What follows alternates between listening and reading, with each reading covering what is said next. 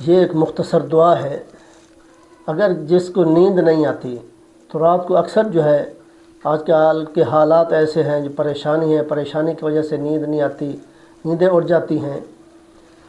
تو مسند احمد میں لکھا ہے کہ ہمیں حضور صلی اللہ علیہ وآلہ وسلم نے ایک دعا سکھائی، یعنی جس کو نیند نہ آتی ہو اور اس کی جو ہے فکر، اس کی پریشانی ختم ہونے کا جو ہے مرض جو ہے وہ دور کرنے کے لیے جو ہے اس کو یہ دعا سکھائی ہے.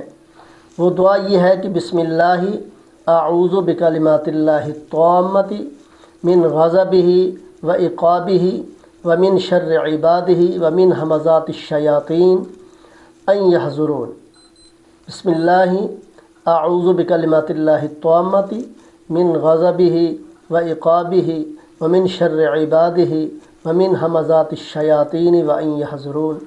حضرت ابن عمر رضی اللہ عنہ کا دستور تھا کہ اپنے اولاد میں سے جو ہوشیار ہوتے ان کو یہ کلمات جو ہے سکھا دیا کرتے تھے، اور جو چھوٹے ناسمجھ ہوتے تھے تو ان کے گلے میں یہ دعا لکھ کر ان کے گلے میں جو ہے لٹکا دیتے تھے. تو یہ جو ہے سونے کی دعا ہے. پریشانی کے وقت اگر نیند نہیں آ رہی تو نیند کے لیے ہے، تو اس کو پڑھیں. آیت الکرسی پڑھیں اور آخری 2 صورتیں جو ہے قل اعوذ برب الفلق قل اعوذ برب الناس یہ پڑھا کریں.